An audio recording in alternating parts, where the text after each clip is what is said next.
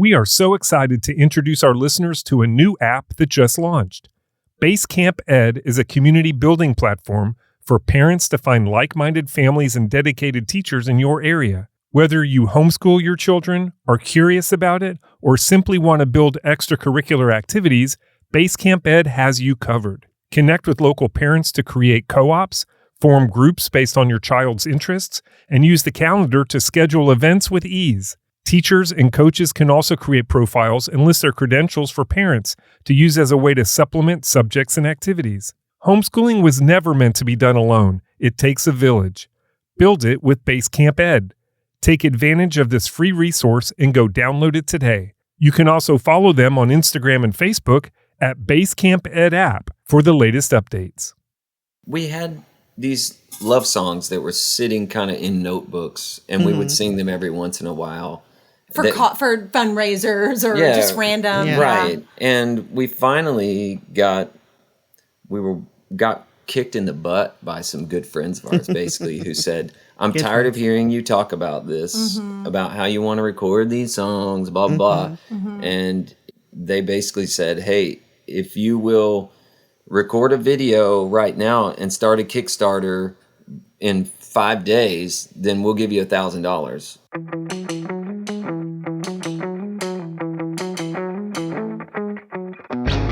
From the Florida Parent Educators Association, home of the largest homeschool convention in America, this is the Not by the Book podcast. I'm your host, FPEA Chairman Suzanne Nunn, and together we will hear from guests who share their journey to who and where they are today. Each one of them at some point left the expected path, ripped the page out of the book that says you have to do it like this, and made their own way. I hope these conversations inspire you as much as they do me. Today I have a beautiful, heart-filling conversation with Aubrey and Jen McGowan. They are an awesome singer-songwriter storytelling duo who have a pretty amazing story of their own that they share with us today. We talk about love and loss, togetherness, and really all of the things that it takes to build a beautiful family. Listen with me now as their story unfolds. We don't always have couples, but your story is such a neat story that I think that it is worth taking the time to hear both sides and hear it together because you guys have known each other for a little while. So that's I think my first thing I'd like to ask is, what was it like to be Aubrey as a kid? Oh my goodness. Well, that's a loaded question. Oh man. You know, it's funny because we've had a recent experience with our 8-year-old son who is often he's the one that needs someone to play with him all the time, and that always has something to say, and that everyone is like just loves to death, but like totally just gets exasperated with often. And bedtime is a good time, right? Jen was actually at home the other day randomly we have 5 kids, so he's kind of the next to last, but she was home with the other 4, and she was like, it was so peaceful. Like, it was so quiet. So I was definitely the kid that on the report card was like, Aubrey, nice kid, talks too much. Nice kid. But I was always full of energy and just love life, just always singing a song or making up random words or, just enjoying that was it. Kind of my MO. Just that's what it would be like to live with me, is to live with Wilder. That's right. 8-year-old. And so you grew up in Tennessee, is that right? Pretty much. Yeah, I was born in Texas, and then ended up in Tennessee by the time I was 7, via Montana and Tampa, Florida. So. Oh wow. Yeah. So a little bit of travel there. But so you had a little bit of inclination to like music and sing and just be engaged. I've read a little bit about your story, but I want to kind of pause for a minute and ask Jen the same question. So what was it like for Jen to be a kid? Where were you and how were you growing up? Yeah. I think I have one older sister. It was just the two of us. And I was definitely the more outgoing. I was definitely the baby, spoiled a little. We're both babies. I'm the middle child. So you understand about those I definitely babies. understand the baby. Yes. But I did also love to sing and dance. I grew up dancing. And Hairbrush I was a singing. hairbrush singer for sure from the early days. But yeah, I always loved music. Both of our moms were in the choir. We grew up in the same church. And both of our moms were in the choir, and we grew up singing in choirs. And just when you grow up in Nashville, you're around music whether you like it or not. Yeah. Right. So yeah, we were very exposed to it and just sort of integrated into it. And I don't think we even realized how much it was a part of our lives until we moved to Dallas. And we're like, oh, everything doesn't revolve around music here. Yeah. So, Totally different vibe, right? Yeah. I think that's interesting because when you say they sang in choir together and when you grow up in church, I feel like sometimes you really definitely grow up around music and can appreciate that. But you all didn't just grow up around it. You sang a lot, even young, right? In those places that you were together in church and maybe even later on in school. Yeah, we were in the famously or infamously. that's right, infamously. We were in the kids praise team together, back in, when we were, I don't know, 7, 8 years old. Like as the Probably maybe a kids. little bit older. Yeah. 10 or 11. That's fantastic. And then we went to rival high schools. Her high school was known for their show choir. Ours was known for their formal choir, And then we ended up singing together in college. I saw this pretty girl in the show choir in college, and I thought, man, I need to take that class. I need to get on that roster, even though I have 2 left feet. Oh, wow. Show choir. Those were the days, right? Yeah. Oh my goodness. Yeah. Well, so I know, like, just again from hearing about your story some and everything, and will camp here as long as you guys are comfortable with that. But I know that each of you have said you come from broken homes, and I know that there's been some painful situations and loss, and just based on what I know of what you're doing even now and who you are today, I know that those things impacted that part of your life. Can you share a little bit of your stories and how things that happened in your childhood may have impacted your heart for families today? Yeah. Go first. Yeah. I think it's really an acute or at the forefront today because yesterday was 40 years since we lost my dad and my uncle and 2 other men in a plane crash, April 27th, 1985. And, I think for a lot of years, I kind of knew the outline of the story, but it wasn't something that was often, it wasn't like said, don't talk about it, but my mom remarried my stepdad, who was not a healthy person. And it was just, we didn't talk about it. It was just painful. And so I think we just all lived in this place where it was part of our past. And, the last couple of decades have been just me unearthing some of that. And honestly, God gracing me with breaking that dam and letting it flow. And in that, it helped me to, 1, stop stunting my own growth, but also to honor my father, who was a wonderful man of God, who was very creative. Oh, wow. Adored his wife, loved his children, just a serial entrepreneur, a choir leader, all these things that when I describe him to other people, they say, well, that sounds like you, and I'm like, and so many of these things, to Jen's credit, come from her actually having the courage to ask questions of my mom that it's not that I didn't want to ask, it's just I didn't really even think to ask. And that's a weird thing that grief and coping mechanisms do to you, is they cause you to kind of not only consciously avoid things, but you subconsciously miss things that you didn't even know you were missing, you know? Yeah. Well, and I think part of the process of him really grieving for his dad was when he became a father. Yeah. Almost 17 years ago, we had our first son, and it was like he didn't realize what he was missing until he had it. Yeah. And so that kind of, I feel like, started the process of. Yeah.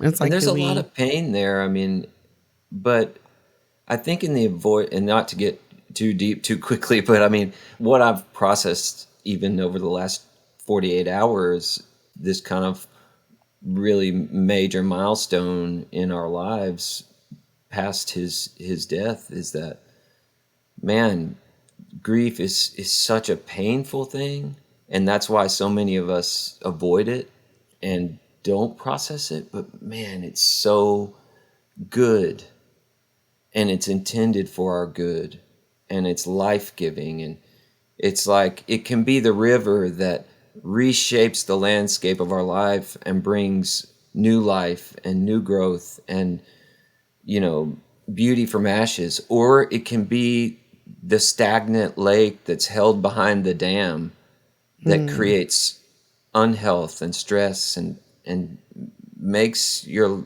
life and your view of your past toxic, you know? That's such a And beautiful way thankfully- of saying that and actually expressing that. And I think that for children who experience grief and loss, it is common to see that you don't know how to ask those questions. You really don't know when the right time is to bring these things up or what you're missing. If that was 40 years ago, you were pretty young when that happened. Yeah, I wasn't even 5 years old yet. Right. So, you know, how do you grew up with that Yeah. missing part and piece of your life and grieved probably in ways you weren't even aware of. No, and Yeah, it definitely sure. showed itself in some negative ways too, you know. But I'm so grateful, you know, by God's grace, He's brought me a wonderful family and a beautiful wife and best friend and 5 amazing children that I know, you know, the grief is that is almost as much for my dad as it is for us, you know, knowing that he would have loved my children and how they would have loved him and how awesome it would have been. And that is a truly sad thing. But I think there's the other side of that is now I get to tell his story and to share him and to keep speaking his name. His name is Ethis McGowan. And I just want to keep saying his name because I think it's important that in my own grief and avoidance of the pain that I don't multiply that in my children because they don't know him either, you know? Yeah.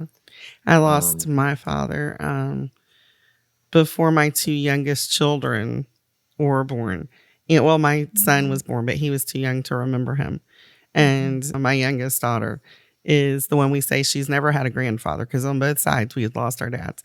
But it's really hard because you do want to share the stories and it brings up a lot, you know, of pain for yourself. But it is so important because the legacy still is there, even though the person is not anymore. Yes. And it obviously seems to be through your family flowing through you, his legacy and who he was, you know, even though you were very young, it's still a part of you. So that's really, you know, challenging. I think that the other thing that you said is how many times do we look at our kids and say, one day when you have kids, you'll understand, right?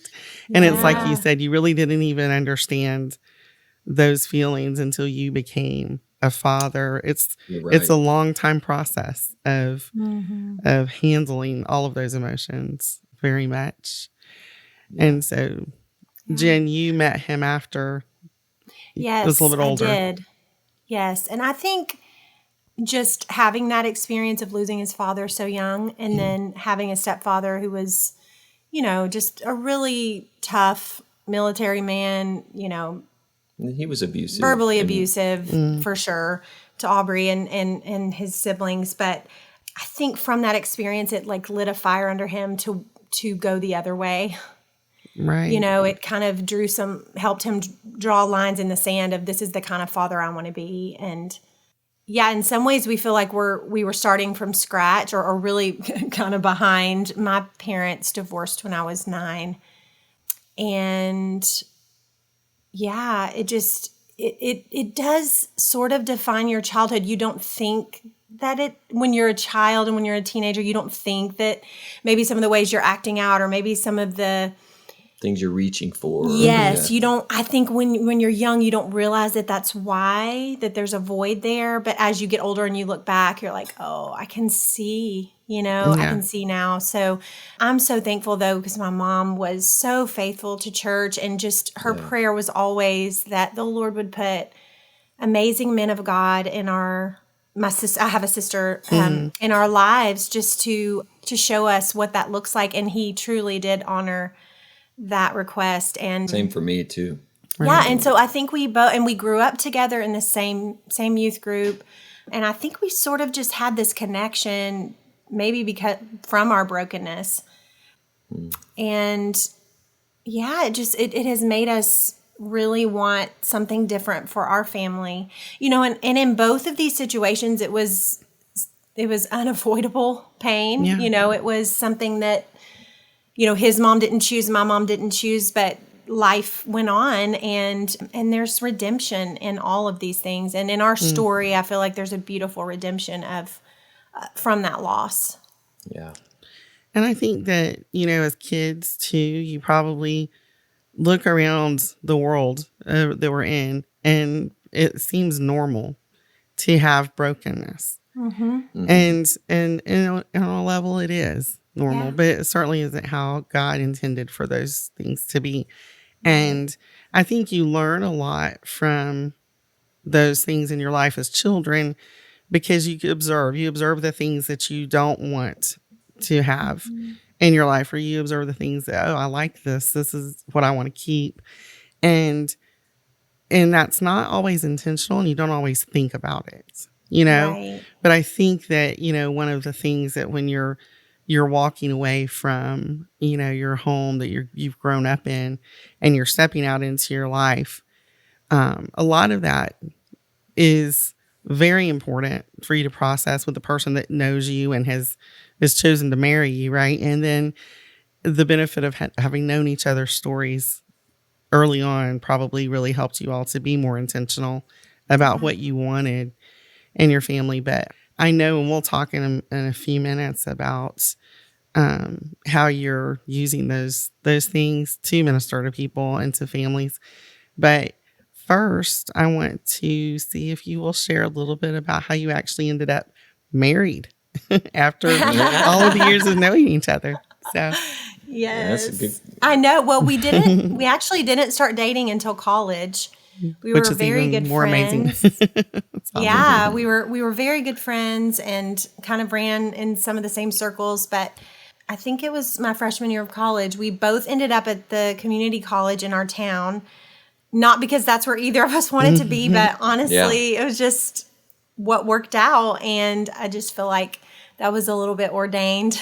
Yeah. But yeah, we ended up running into each other that first semester, and then somehow he ended up in several of my classes. I'm not sure how that, but yeah, we just really became the best of friends. You ended up in several of my classes. Oh, is that how it happened? Some intentionality there. But we really did. We really were the best of friends, and it took me a minute to to figure out what was happening. But transition. Yeah, he was persistent, I'll say. Young men out there, if you're listening to this podcast, persistence, but not too annoying. Don't be too annoying. Yeah. So we started dating, and then Aubrey ended up moving to Dallas to help out with a church plant. Our youth pastor growing up in Nashville, he moved to Frisco, Texas, and started a church. And after Aubrey finished his associates, he decided, hey, I think I want to go and help out and see what this is about. And so I still had a few years of school left. So we kind of did the long distance dating For 2 years. For 2 Fun. years. Yeah. But it was wonderful. I mean, this was literally, and we were joking with somebody about this the other night who's a young married couple, and we were talking about, hey, that was when 9 p.m. hit, like, we were on the phone with each other. Before 9 p.m., it was like... You remember that, don't you? Nights yes. and weekends only. You got nights and weekends free, and man, we burned up those no free charge. minutes on our cell phones, you know. Yes. That's yes. We wrote fantastic. letters. I mean, that's dating us, but those are special. but yeah, it was really sweet. It was one of those things where distance makes the heart grow fonder. When he first moved, it was kind of like, well, I don't know. Are we going to give this a go, or should we just, I was going to university. He was moving across the country. 700 miles away, yeah. It's like, well, maybe we'll just press the pause button. But once he moved, it was like that was when we were both sure. Degree-wise, what were you pursuing? Were you pursuing music or ministry, or what was it looking like for college aspirations? Yeah, that's a good question. I mean, Jen had a clearer path, I think, than I did. Yeah, sure. Not I think, I know. Yeah. I definitely grew up doing a lot of, like I said, dance and cheer, and was very active. And so my degree is in exercise physiology and nutrition, which is kind of... It's great preparation for being a mother. I was going to there say you go. that's great for a homeschool mom right there. Yes. Any mom. I kind of wanted to go the music route, and was a little discouraged from that because we knew a lot of people who had music degrees and weren't really using them, So my mom was kind of like, well, what else would you like to do besides music, So at that point, music just became more of a hobby, and I still did a lot of music, but it was just on the side. Yeah. But you I went the 14-year bachelor's degree route. So once I moved to Texas, I was kind of steeped in working bivocational ministry, tri-vocational ministry, whatever you want to call it. I was working and volunteering at the church, and then eventually got on staff, and then we got married, and then started having kids, and then... but I was so close, really, because I had my 3-year, 2-year degree. I had a lot of credits, Right? because I'm a year ahead of Jen. Not in development, only. But I had 3 years under my belt, and so I had a lot of credits, and I was like, I'm so close. I really want to finish. So, ended up going to Dallas Baptist University. Had a degree program that allowed me to kind of fast track to a bachelor's, and I did that, night classes and mini mesters and early 5 a.m. mornings, and he had to chip away at a class or two every semester, so it just took a while. But that was he was pretty determined. That was in Christian ministries. So basically, the last 2 years was I got to pick my classes, and I did all biblical history and books of the Bible and leadership. So that's good. That's good stuff. Yeah. So you're in Dallas, and you're kind of set for working in church ministry. And so both of you were there, and now you're in Tennessee again. How did you decide or make the decision that that's what you were going to do to come back to Nashville? Was it driven by wanting to do music, or was it driven by other things that were calling you back? Yeah, I think that was a really tough, very prayerful decision, because that church was really growing and thriving, and it's a very wonderful, healthy church. We love the pastors there. So there was nothing there that we were unhappy with. It wasn't... I had finally worked myself out of the part-time gigs into like actual full my dream job there, I was head over creative and worship departments, and like it was awesome. Yeah, But just a great, but I don't know, we just kind of felt both of our families are here in Nashville, and we wanted to raise our kids around family. we did. Nashville's just a little bit slower paced, which seemed to suit us better. So we just kind of felt this stirring we could have stayed and Aubrey could have retired from there. We loved it so much, but we just felt like the Lord was calling us to try some new things and to step out in faith. And so we spent a long time praying and making sure we were leaving right. It was a 2-year process It from really the was. time we first had the thought, which was very foreign to us, Right. of like, oh, wait, we might actually not be here forever. And that thought it's off-putting at first, especially when it comes in a place where you're just having a great time and God's using you, and we were doing worship ministry and recording albums and just loved the team we were with. And so when that thought came in, it almost felt like a curveball, but as we listened to it and just prayed over it, it became more and more apparent that it was actually time for us to make the leap. And there were things that God put in our hearts musically and entrepreneurially that... Is that a word? Entrepreneurially, yeah. I like it. It's good. Even if it's not, I think it should be. It is, yeah. But that, and also in the realm of educating our children, and our oldest was just about to move into kindergarten right before we left. So, but we called it margin to explore.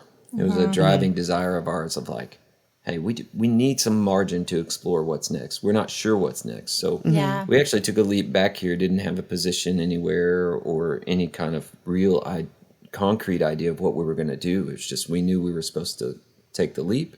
And the timing window was there. I always say, in any decision like that, you have this critical balance of faith and wisdom. You want to walk in faith without wrecking your life and jumping too early. But you also want to walk in wisdom, but not so far that really wisdom is fear-based. Fear-based. Yeah. So you there's this little sweet spot, a window of time where you got the balance right. And I feel like we did that. I do too. I mean, and part of that, like you talked about, the 2-year process was us really saving, selling a lot of things, saving, getting our house ready. We God blessed us on the sale of that house. And so we were able to move here. We lived with my mom for 8 months or so. Yeah. We ended up, the house that we're in now, which we've been in for 10 years, is crazy. Yeah. Was a wreck. A wreck. It was a, foreclosure as is sale, and it needed a lot of work. But we have, he has always wanted to flip a house. Every house we've lived in, we've pretty much. Yeah, we've done something. Yes, flipped it, done a lot of renovating. Yeah. We love that. We're very much DIY people. So when we found this house, it had, the bones were good. The bones were good. It's in the woods. It has, acres and where we could just see our kids thriving. So we spent the first, half year here working on that and making a home for ourselves, which is really sweet. It was kind of like not normally the first step, but for us it was. And so were you guys at the church and working there, were you already writing a lot of music during that time? Yeah, I think I definitely have been writing music. Songwriting's been a huge part of my life identity since I was probably 13 or 14 years old. And then it really flowed over into, I wrote a lot of songs for her the way that a young man woos a young woman. writes songs for her. Yeah. Wrote a lot of songs for the church and for worship. And then actually, interestingly, around the time, a few years before we transitioned back to Tennessee, we started a thing called Song and Story, and we would write custom songs for people for their anniversaries or for significant life events. So that was a real special time. That was fun. That sounds very interesting. Like write on demand. A lot of fun. It's like a write on demand kind of thing. That's really interesting. But what a neat way to tell stories, honestly, like for people who can't verbalize them well themselves, right? Yeah. It's a neat thing. Yeah, we actually really enjoyed it. I mean, it's something maybe even worth exploring again because it was so fun because you got to know the people's story. At least you got to look in the window and you got to share something with them, and they would often say, "Oh, this is the best gift I ever received," or and that's like, hey, that's if so you could do that, that's amazing.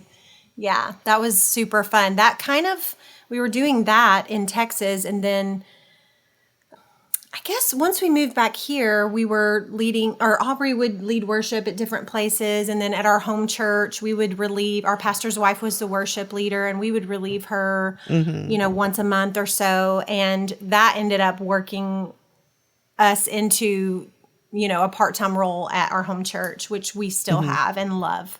Yeah. And I guess we had these love songs that were sitting kind of in notebooks, and we would sing them every once in a while for fundraisers or just random. Yeah. Right. And we finally got kicked in the butt by some good friends of ours, basically, who said, I'm tired of hearing you talk about this, about how you want to record these songs, blah, blah, blah. And they basically said, hey, if you will record a video right now and start a Kickstarter in 5 days, then we'll give you $1,000. If you don't, then we're not giving you a dime. So it was what we needed. And honestly, that's what kind of started our journey into this realm of writing songs, making music that shares the good side of love. There's too many songs about heartbreak, too many songs about one-night stands. Yeah. Let's write songs that share the beauty of marriage, the beauty of a love that lasts, and the joy of pursuing that kind of love with your life and with someone that you love. And also the pain that comes along with walking through life together and sharing the ups and downs. Well, when you listen to your music, it pulls you into that. Everybody has those stories, and it does. It encourages you in the good side of love. But then your other songs, that really want to inspire hope in people, they do the same, and people can relate to stories so well, even if it's not exactly the same story. And I think that that's the beauty of story, whether it's in the written word or music, wherever we're hearing the stories, those are the things that pull us in and help us, to walk through good times, difficult times, hurtful times, painful times. So I think that they're beautiful songs, and I love to hear them. I love to listen to them. So you started recording them so you could share them. And then I think you went on a little recording rampage, right? We did. What's crazy is that we kind of talked about when we did that first Kickstarter, because our friends pushed us into it. We were like, we'd love to record some of these love songs, but we'd also love to record some lullabies because we're parents and we've been singing, writing songs and just singing little songs over our kids for years. And we'd love to have them recorded. In the quiet hours. Yeah. Yeah. And then also just liturgies or hymns or just, more worship songs that mean something to us that we want to share with the world. And so we talked about that, but we never... songs, liturgies, and lullabies. That was kind of what was in our mind. We said that, but then we didn't necessarily make a plan to do that. But it ended up working out that in the last few years, we've done all 3 of those projects, which is really fulfilling, I think, because I don't know, we can't really, no artist can be boxed in, but I think those are things that show different sides of who we are. Yeah. Yeah. I know that you have a book too, Aubrey, correct? Filter the Noise. Yes. Can you talk a little bit about that? Because I think that hearing you talk about kind of making more space to explore what you were going to do and some of the themes of your book, kind of encouraging us to be able to find the space, the quiet space and the life that we need. Will you share a little bit about that and how that has impacted your lives and your decisions and how you are doing things now? Yeah, thank you so much for mentioning it. It's definitely come out of a place of just my own experience of walking and wrestling with, in the scripture, Paul says that we're to take our thoughts captive and make them obedient to Christ. And I struggle with, as many of us do, like, oh, well, okay, but how, you know? Right. And so Filter the Noise is my effort to help give people the framework and the tools to take their thoughts captive, to make them obedient to Christ, but also to hear God's voice and for him on a regular basis. And I think in a broader sense, even for people who aren't necessarily devout Christ followers, I mean, all of us can benefit from a more intentional practice of guarding the sacred and quiet spaces of our lives. One of the stories I tell at the beginning of the book is about this guy, Gordon Hempton, who's an acoustic ecologist. He basically goes around the world capturing unfiltered and uninterrupted sounds from nature. And he says this quote that's kind of became one of the real launching points of the whole concept of the book. He says, we have an extinction of quiet places. We have an epidemic of extinction of quiet places in the world. And he's speaking obviously of the physical world, but man, Right. I feel like we have an epidemic of extinction of quiet places in our lives.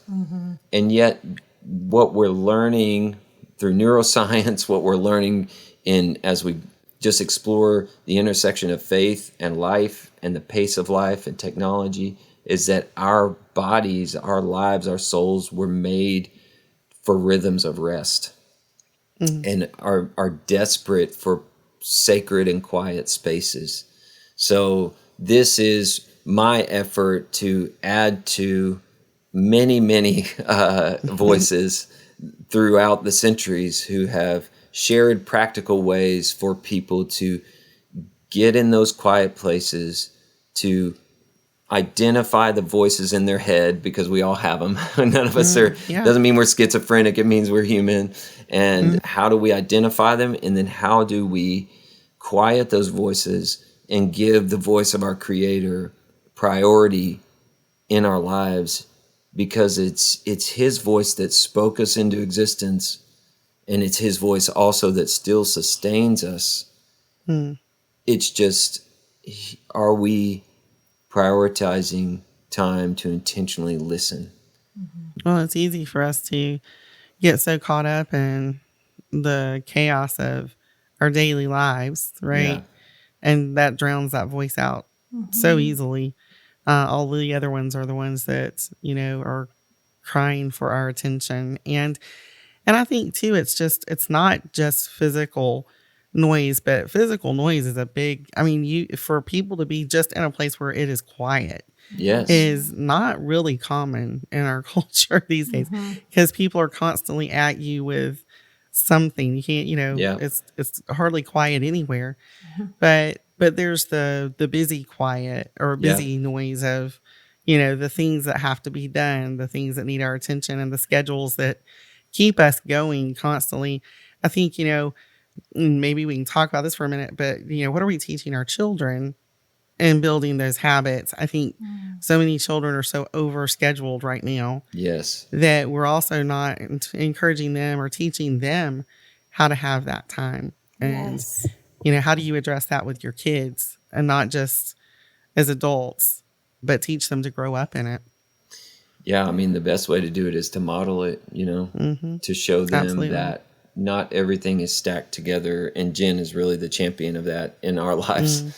But to not just recognize you need those spaces, but to see the beauty that comes and the fruitfulness that comes from having margin in your life. And not because you talked about the physical noise. I talk about in the book 3 types of noise. You got the noise of the physical world, the noise of the digital world, which is kind of what you're alluding to, as well as all of the marketing messages we get every day about everything we need that we don't have, that's going to make us so wonderfully happy and fulfilled and successful and satisfied, and they don't. But then there's also this internal noise, and we can go to the most remote, quietest places in the world and still be racked with chaos because we carry it with us. Yeah. And it's what we do with that internal noise that really creates deeper peace in our lives. But often we do find the roots and the seeds of that in these physical places of quiet. And then sometimes, though, when we get quiet, the noise in our minds and in our internal noise starts to increase. But what I love to teach is a practice called the filter, FILTER. And it's a way to take authority over that noise and identify it and help you process that in a way that's healthy and productive versus just getting caught up in the chaos. Because, what did God's voice do at the beginning of creation? He spoke, and what did he do? He spoke order into chaos. And I believe that's what we can do and what God empowers us to do in our own minds and in our day-to-day lives as he helps us to bring order to the chaos. And I just want to open up that as a possibility to people, because oftentimes we feel like, man, it's impossible. I'm never going to find peace again. My mind is never going to be quiet. And I just want to encourage people that doesn't have to be the case. I think it's one of the most important things that always kind of rambled in my head that came from my father. And that was, he always would say, God is a God of order. He's not a God of confusion. And, to listen to that voice, because he's not going to cause confusion. That's good. For you. And it was like, that was like such a bit of wisdom I didn't understand. You understand those things more as you grow, as you age and understand better. But what you're saying is so true. And I think that, also in speaking into the need for this, being able to model that for our kids and being able to reclaim something that the world is not going to give them. That's right. And, this is an important tool. It's an important habit to teach them, I think. And I love that you have addressed that in the way that you have, because I think it's so important for families. And I think it's important for families, for parents to realize there are so many things in our culture that give us messages like, this is what you need to do. You need to have your kids in sports by a certain age, and you need to, and that's maybe right and okay for certain families, but it's also okay to make a decision that, probably 5 to 6 nights a week we sit around our dinner table together. And some people think that's crazy, but that is something that's really important to us. That's a time we connect, and that's a time where I believe, the identity in each of our children is built by just spending that time together and reinforcing what matters. And so I think, like you said, we model to our children what's important to us by where we spend our time, by how we spend our time. If they see us stressed all the time, they see us constantly playing catch up or not being able to just relax, and they pick up on that. Yeah. I do think we model that for our children by what we say, but also by what we do. Because you just have to be intentional with that. It's really a practice that has to be made an intentional practice in our lives, because everything is pulling us away from that. Yeah. And I've spent a lot of years of my life worshiping the God of my to-do list, and what I find there is just the carrot and stick. There will always be unchecked boxes. And if you wait until all the boxes are checked to rest, you will die strung out and worn out. and you probably a lot earlier than you should. But Very true. We have to be willing to suspend. And this is what we're trying to teach our kids through Sabbath rest, through the rhythms of our life, is that you live with the tension of unchecked boxes, but we don't serve the unchecked boxes. They're not my final authority.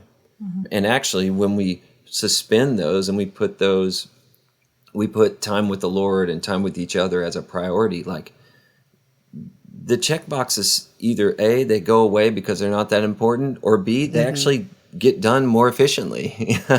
Right. Yeah. Right. Yeah. With less chaos. Yes, that's right. It's true.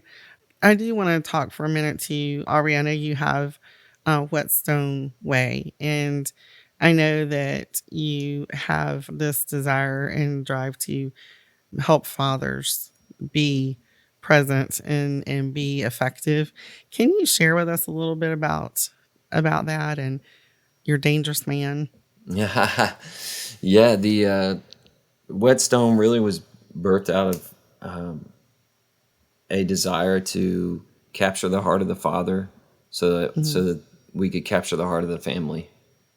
And what you guys are doing with FPEA, bringing families together, not just inside their own homes, but like in these large groups, and showing people like, hey, you're not alone. You know, other people may look at you like you're the weird outsider, but you're not. There's actually there's a Bunch bunch of us. And Right. I think, especially for fathers to see that, and not only for fathers to see it, but for fathers to lead as the visionary in that as well with their wives. That's not to exclude the wives, but to there's something that happens when a father becomes engaged in, whether it be homeschooling or in faith, or when he gets bought in, it's a spiritual thing. Like, the whole atmosphere changes.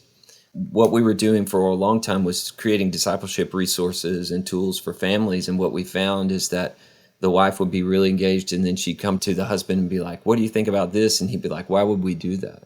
But, and so it got shut down. But in situations where the father was engaged, it was just, the effects were exponential. And so my desire is to help a man who is a lot like me, who went through some very painful things as a child, and who maybe buried it for the last couple decades, but now he's coming into his midlife and he's realizing, man, what I've been doing isn't working. I've kind of lost the plot a little bit. I love my family, I love the Lord, but I'm struggling with purpose. And what I'm trying to do is help a man get out of that rut, give him the tools he needs to move toward a vision, a renewed vision, and a purpose-filled life again. And that's what I call my coaching program, called Whetstone, helping a man stay sharp, get sharp and stay sharp, so that he can become effective for the kingdom of God and an effective leader in his family. I think it's pretty incredible when you stop and think about for a moment how much really is coming at men and confusing them about how they should be, what their role should be in the family, and how they should parent, how they should be a husband. I believe that there's just so many crazy, everybody kind of touches on it and you hear about it. The family is getting it, kids are getting it. But sometimes I listen to just the preponderance of things that men are hearing. And, it's just like, if you can take the man out, you've already gotten your foothold into the family. And I think it is kind of maybe because men are busy working, maybe because they're busy trying to keep the roof over everybody's head. But I think so much of the time, and because men are not as always emotional and attached to those emotions, I think that a lot of those things get pushed to the side, and you'll find men who aren't even aware that that's how they're thinking, or that this is what they're hearing, or what they're processing. Yeah. So I think it's just such an important message, and I think it's an important ministry to men and to the family that's going to benefit from it.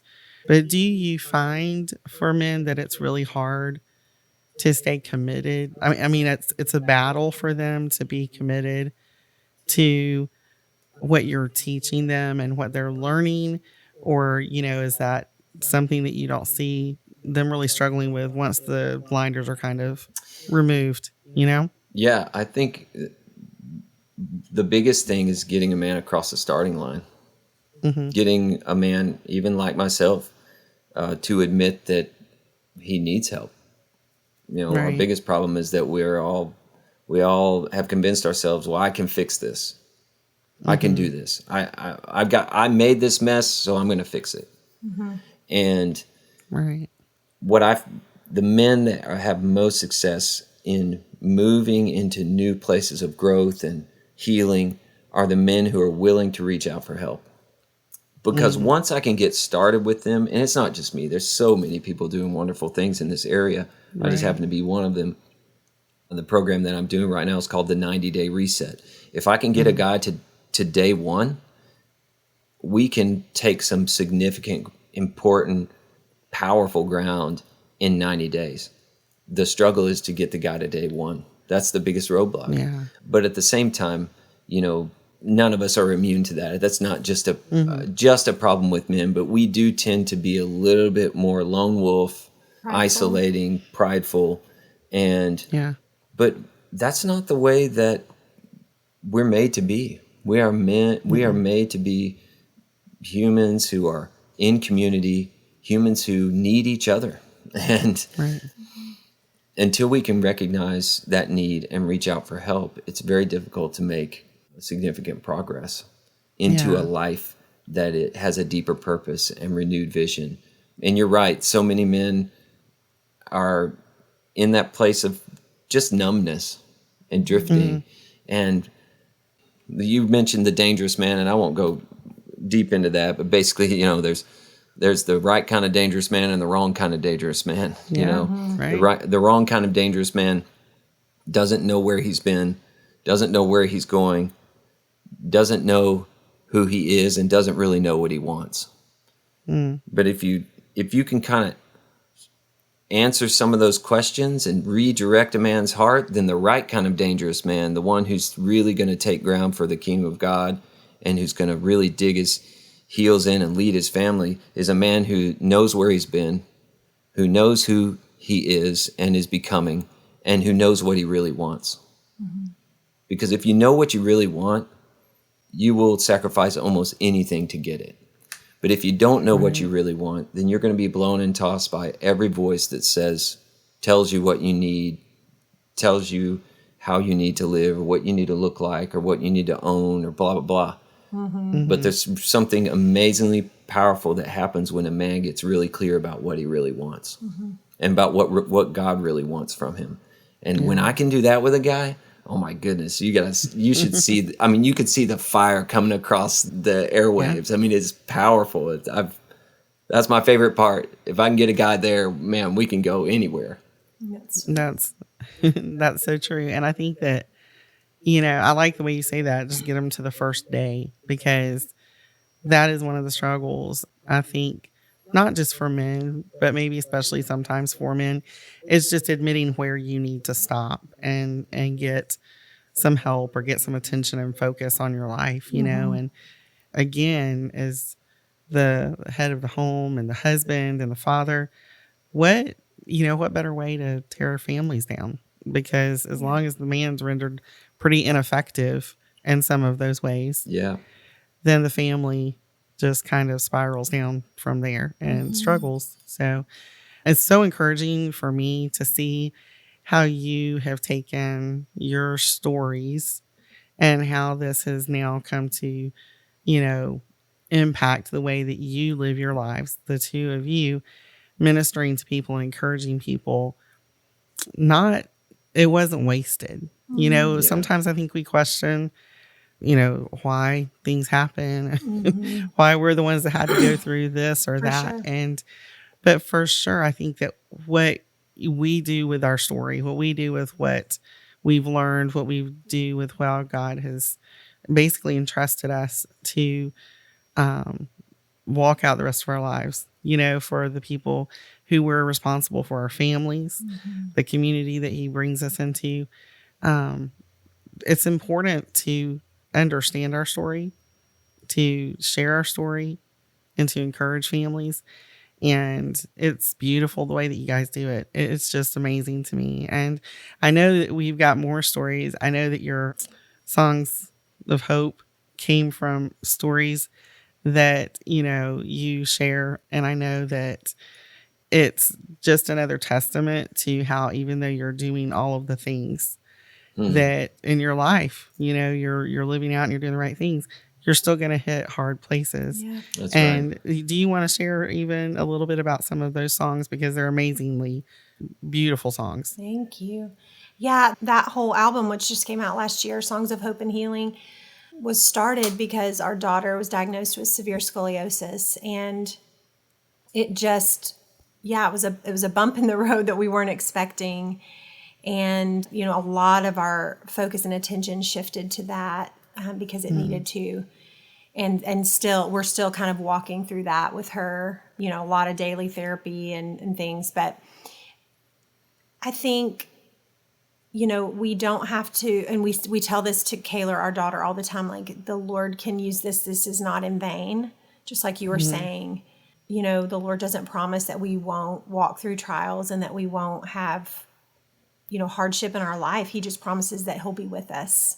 Yeah. And so that's kind of where those songs were birthed out of, either our own personal journey through hard times or even other friends who were walking through difficult things. So, I think we weren't necessarily expecting to put out that album, but then when all of that happened, it was a way that we could, raise funds for her medical expenses, and also just hopefully give people hope no matter what they're walking through. Because like you said, you can be walking the straight and narrow, you can be making the right choices and living for the Lord, but that doesn't mean that you won't hit some bumps and that you won't go through hard times, and we all need some hope. So Yeah. I'm sure you've probably heard a lot of feedback too from some of that music that you've shared. Other families who probably have been touched by that and have, heard the message that they need to hear. And it's a message of encouragement. It's like, again, we have so much coming at us from the world around us that's not encouraging, and that gives us, it shoots hope down, it really just does. And so it's encouraging to hear music that is uplifting even through struggles. And so I'm sure you've heard some great feedback. We have, and that has been the biggest gift to us is, folks that are walking through much more difficult, a cancer diagnosis or even, sexual abuse, other things where they don't know, they don't have the words to say to their child, but they just want them to know that I'm with you, I'm crying with you, I'm walking with you, we're going to heal together. And so I think so many things that we walk through in life, we need to know that we're not alone. Yeah. And I think that's what some of these songs have been, is just, hey, this is a testimony. This is a song to let you know you're not alone. Parenting is not for the faint of heart, especially when we're walking through these really difficult times with our children and we don't have any words. Yeah. And to know that these songs is so humbling, because we realize, this is not our story, not just our story. This is the story of so many, and to be able to put that into words and lyrics and melody, and man, it's so many of us don't have the ability to do that. And when you feel things so strongly, whether it's love or pain or hurt, and you just get to the point where you just can't say words to express it. It's so much of the time for, I know me, it's found in music. For sure. Music is healing and nurturing to our souls anyway. But when you add lyrics to really effectively do the same thing, it means so much. And I think people can really embrace that. I know the first time that, I struggled through a difficult time. For me, it was amazing to me how quickly so many of the hymns that I learned as a kid and grew up in church, it's like the things that come back to you, Absolutely. and some of the stories behind the people who wrote those songs, some of the things that they lived through. And it's like, man, those people got it. They understood That's what right. was going on.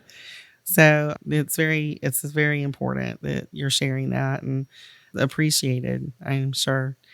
So we're going to probably wrap up here in a minute, but I just want to ask you if there's anything else that you're working on right now that you're really excited about, places where people can connect with you.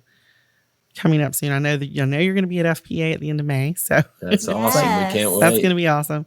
So that is definitely a place where people can connect with you. But any other interesting projects right now? Yeah, I mean, as far as where people can connect with us, we have aubreyandjen.com, which is pretty simple. That's the name of our band. But it's also our names. And then most of the things that my book and the Whetstone program can be accessed through aubreyMcGowan.com. And as far as what we're working on, man, we had a big tree come down in our front yard in a big storm. And all of our excess time is being spent clearing this giant 80-foot red oak tree off our driveway. And you know what? But we're making new parking areas. And we're making new sanctuaries in the woods. And so it's fun. Yeah. Actually, yesterday, we just released a song with our home church, Christ is Love Worship. And it's a song that Aubrey wrote called Bold as Lions. And it's just kind of been an anthem for our church over the last few years. Tell her the scripture that it's based off of. Proverbs 26:1. I think the wicked flee in the day of trouble, but the righteous are as bold as lions. But it's not a boldness of arrogance. It's a boldness of humility, knowing that we've been loved by the Father, justified by the Son, and sanctified by the Holy Spirit. And in that, because of that, we can be bold. Yeah. Because it's not our work. It's the work that He's done, and we can we're clothed in His righteousness, so we can be bold as lions. So so that's been just a song that our church has really leaned into, and so we have so many just ultra talented people on our team and in our community, and so a lot of people lended a hand to that song. So that just came out yesterday. And you can find that anywhere you listen. Anywhere.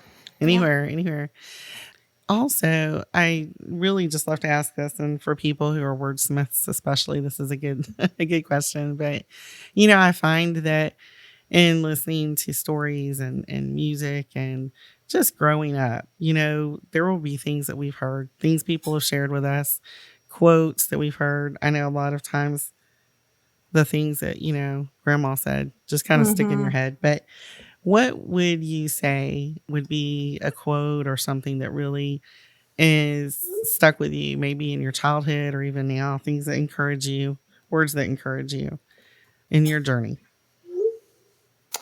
Yeah, I don't know if this is from childhood, but the kids and I read a quote recently by Mother Teresa, and she says, you don't have to be successful, you just have to be faithful. And I think that in our culture, we measure everything by whatever our definition of success is. And I don't think that the Lord uses that same measurement on us. Yeah. And so I don't know. I really want my children to live by that. We're called to be faithful to the Lord day in, day out. He will give us our daily bread, and we don't have to worry about, He'll elevate or lower our status based on what His will. But our job is just to remain faithful. So, yeah, I don't know. That's just something I've been sitting with just recently. That's good. There's a quote I've read in a random little book years ago. It was by an opera singer named Beverly Sills, and it says, "There are no shortcuts to any place worth going." And man, that sure has played itself out in our lives. Taking the long road and enjoying the journey. Yeah. I think we always, whether we like it or not, for some reason, we end up on the long road. Maybe there are lessons we've needed to learn, but shortcuts haven't been our story. So, just being willing to embrace the journey and learn along the way and be grateful for the blessings that the Lord has given you that are right in front of you. So, yeah. Thanks for listening to the Not by the Book podcast from the Florida Parent Educators Association. To learn more about homeschooling in Florida or to find resources to help you on this amazing journey, visit our website at FPEA.com. If you have any suggestions for future guests, contact me, Suzanne, at notbythebook@fpea.com. Thanks again for listening. and be inspired to live your life not by the book.